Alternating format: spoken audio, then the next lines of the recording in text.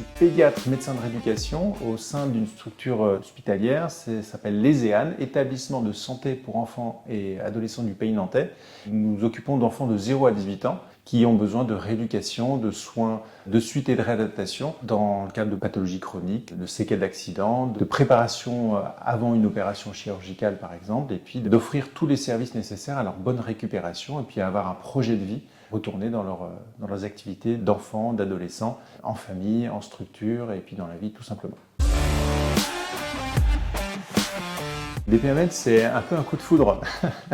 Mais sérieusement, oui, lors d'un congrès, le congrès international de médecine physique et réadaptation qui avait lieu à Paris en juillet 2018, je me baladais dans les allées pour gratter un peu les bonnes idées des technologies en cours ou tout simplement du savoir-faire des uns et des autres. Et je suis tombé sur le stand de Satisform avec cette table qui balançait les jambes de compatriotes.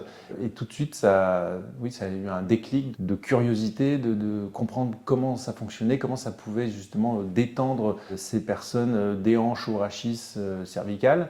Ce qui m'interpellait le plus, c'est qu'on avait la possibilité d'être tout à fait passif sur le dispositif et d'avoir finalement un grand gain fonctionnel derrière. On l'a essayé et en fait très vite ça a été une bonne interpellation mutuelle des gérants de Satisform et de ce que nous pouvions espérer faire ici à l'ESEAN.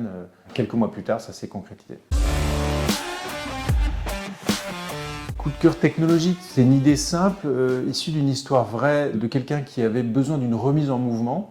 Et puis ça répond à des lois physiques, mathématiques, de la simplicité qui aboutissait à un résultat clinique probant, parce que manifesté dans la chair et dans l'appréciation de chacun, c'était un très bon début justement pour commencer à chercher plus loin, à expliquer ces mécanismes-là, et puis ensuite à l'offrir à des enfants que moi je considère vulnérables et qui ont peu accès à ce genre de technologie. Très simplement dans une salle un peu comme celle-ci, à proposer à des enfants qui étaient hospitalisés, qui avaient besoin d'une remise en mouvement, où je ne voyais pas de contre-indication à mobiliser leurs jambes, leur bassin, leur rachis, à distance d'une quelconque chirurgie, de manière à leur proposer en fait, de potentialiser leur séance de kinésithérapie juste après. Elles sont variées. Ça va de la scoliose idiopathique, ça peut être beaucoup aussi des enfants atteints de pathologies neurologiques, ça peut être des porteurs de prothèses également. J'aime beaucoup aussi l'accès des enfants dits polyhandicapés, donc une atteinte motrice sévère avec une atteinte cognitive lourde également. Et donc on reproduit allongé finalement un pattern, un schéma de marche. Je n'ai pas vu à ce jour d'enfants en situation de polyhandicap qui n'ait pas apprécié en fait ces séances-là. Ça, c'est une population vulnérable qui n'était jamais passée sur ce genre de dispositif et on est plutôt originaux là-dedans. On n'a pas mesuré d'effets indésirables. On y est passé, nous, professionnels, j'y ai mis mes enfants aussi, et puis beaucoup de jeunes. En actif, on peut recruter des muscles qui jusque-là étaient moins sollicités, notamment des muscles profonds. Une meilleure posture, en fait, en général, après, pour ces enfants. À la marche, s'ils peuvent marcher, au béquillage, s'ils peuvent béquiller, et puis dans la satisfaction de pouvoir accomplir mieux, en fait, une séance de kiné juste derrière. Et puis au-delà, pendant leur séjour ici.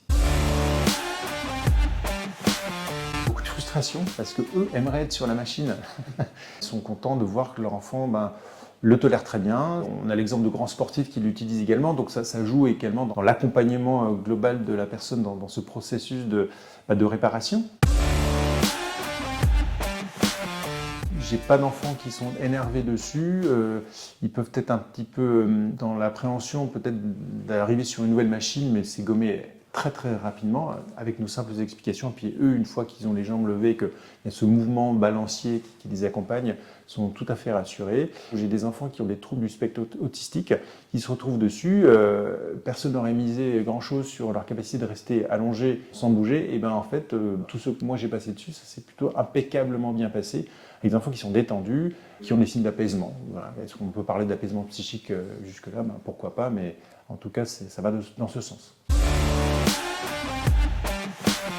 Avec le recul, je souhaite bien sûr continuer à utiliser le DPAMed, mais l'utiliser dans plus d'indications. En fait, que mes collègues soient convaincus que c'est une bonne prescription, c'est un outil indispensable pour compléter en fait la panoplie d'outils qu'ils ont à leur disposition. En pédiatrie, on n'est pas trop équipé techno, etc. Mais le DPAMed fait partie des techniques qui permettrait d'accélérer un peu la récupération de certains enfants et puis de montrer qu'on investit du temps et un peu d'argent justement pour une récupération saine et efficace.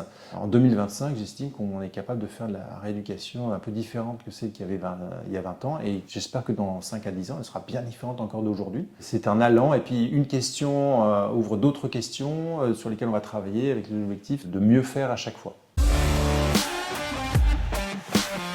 Alors, essayez-le.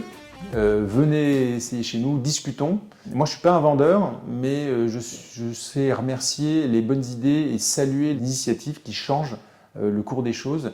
DPAMed, depuis 2019, ça fait vraiment partie des choses qui changent notre quotidien et pour lesquelles on a des merci des patients et de leurs parents.